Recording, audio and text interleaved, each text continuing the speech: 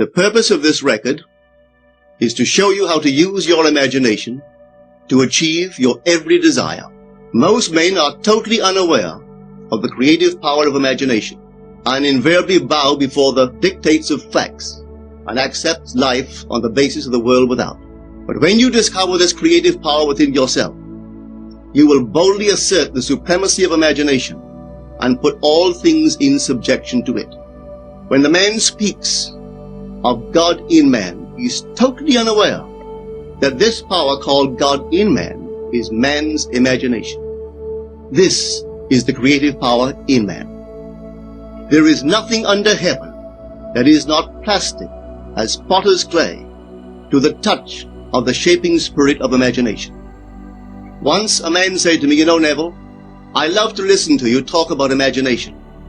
But as I do so, I invariably touch the chair with my fingers and push my feet into the rug, just to keep my sense of the reality and the profundity of things. Well, undoubtedly he is still touching the chair with his fingers and pushing his feet into the rug. But now let me tell you another one who didn't touch with her fingers and didn't push that foot of hers onto the board of the streetcar. It's the story of a young girl, just turned 17. It was Christmas Eve, and she is sad of heart. For that year, she had lost her father in an accident, and she's returning home to what seemed to be an empty house. She was untrained to do anything, so got herself a job as a waitress. This night is quite late, Christmas Eve. It's raining.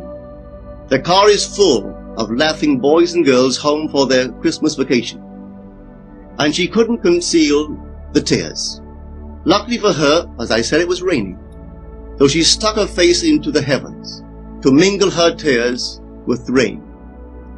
And then holding the rail of the streetcar, this is what she did. She said, this is not rain, but this is spray from the ocean. And this is not the salt of tears that I taste, but this is the salt of the sea in the wind. And this is not San Diego. This is a ship, and I'm coming into the Bay of Samoa. And there she felt the reality of all that she had imagined. Then came the end of the journey, and all are out. 10 days later, this girl received a letter from a firm in Chicago saying that her aunt, several years before, when she sailed for Europe, deposited with them $3,000 with instructions that if she did not return to America, this money should be paid to her niece.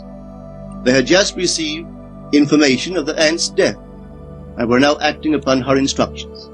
1 month later, this girl sailed for Samoa. As she came into the bay, it was late that night, and there was salt of the sea in the wind. It wasn't raining, but there was spray in the air, and she actually felt what she felt 1 month before, only this time she had realized her objective. Now this whole record is technique. I want to show you today how to put your wonderful imagination right into the feeling of your wish fulfilled, and let it remain there and fall asleep in that state.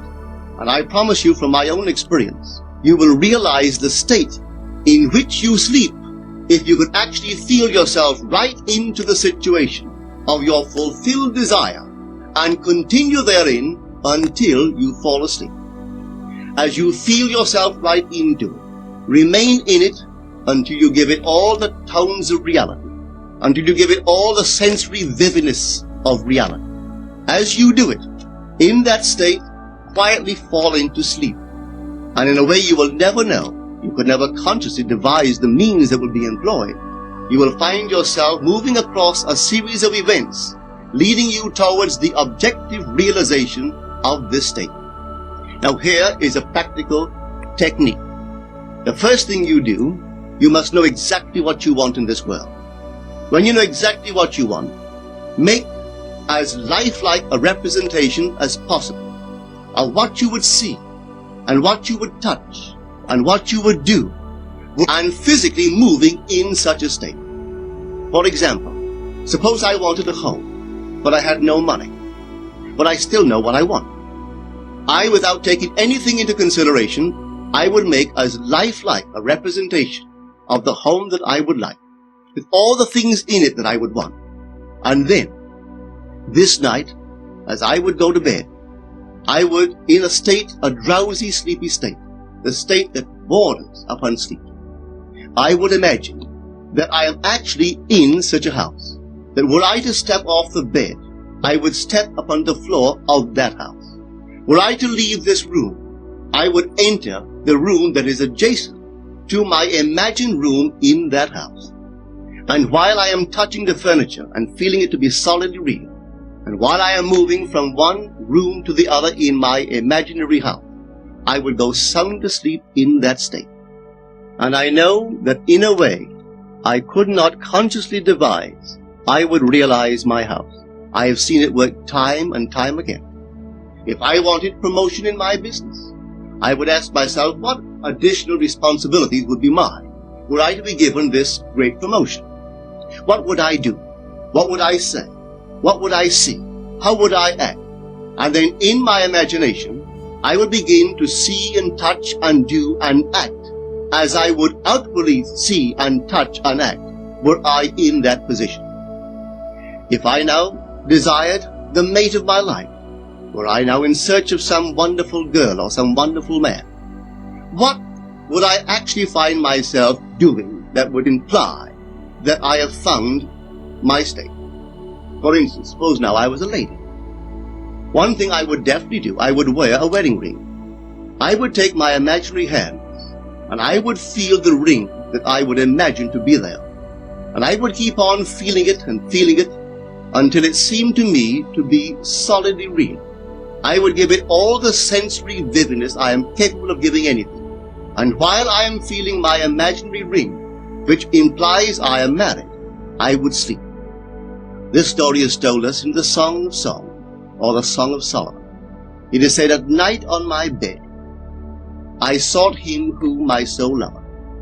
I found him whom my soul loved, and I would not let him go until I brought him into my mother's house, right into the chamber of her that conceived me." If I would take that beautiful poem and put it into modern English, into practical language, it would be this. While sitting in my chair, I would feel myself right into the situation of my fulfilled desire. And having felt myself into that state, I would not let it go. I would keep that mood alive, and in that mood, I would sleep. That is, taking it right into my mother's chamber, into the chamber of her that conceived me. You know, people are totally unaware of this fantastic power of the imagination. But when man begins to discover this power within him, he never plays the part that he formerly played. He doesn't turn back and become just the reflective light. From here on in, he is the affected light. The secret of it is to center your imagination in the feeling of the wish fulfilled and remain therein. For in our capacity to live in the feeling of the wish fulfilled lies our capacity to live the more abundant life. Most of us are afraid to imagine ourselves as important and noble individuals, secure in our contribution to the world, just because at the very moment that we start our assumption, reason and our senses deny the truth of our assumption. We seem to be in the grip of an unconscious urge, which makes us cling desperately to the world of familiar things and resist all that threatens to tear us away from our familiar and seemingly safe moorings. But I appeal to you to try it. If you try it, you will discover this great wisdom of the ancients, for they told it to us in their own strange, wonderful, symbolical form. But unfortunately, you and I misinterpreted their story and took it for history when they intended it as instruction to simply achieve our every objective. You see, imagination puts us inwardly in touch with a world of states. These states are existent, they are present now, but they are mere possibilities while we think of them. But they become overpoweringly real when we think from them and dwell in them. You know, there's a wide difference between thinking of what you want in this world and thinking from what you want. Let me tell you when I first heard of the strange and wonderful power of the imagination. It was in 1933 in New York City. An old friend of mine taught it to me.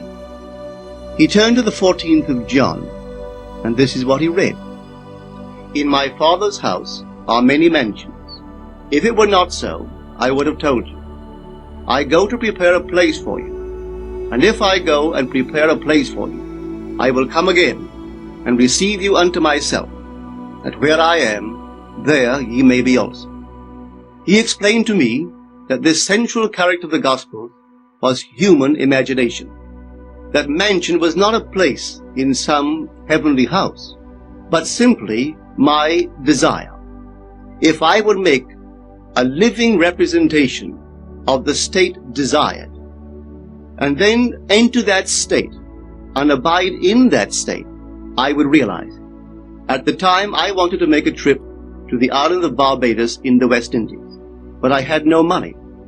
He explained to me that if I would that night, as I slept in New York City, assume that I was sleeping in my earthly father's house in Barbados, and go sound asleep in that state, that I would realize my trip. Well, I took him at his word and tried it. For 1 month, night after night, as I fell asleep, I assumed I was sleeping in my father's home in Barbados. At the end of my month, an invitation from my family came, inviting me to spend the winter in Barbados. I sailed for Barbados the early part of December of that year. From then on, I knew I had found this Savior in myself.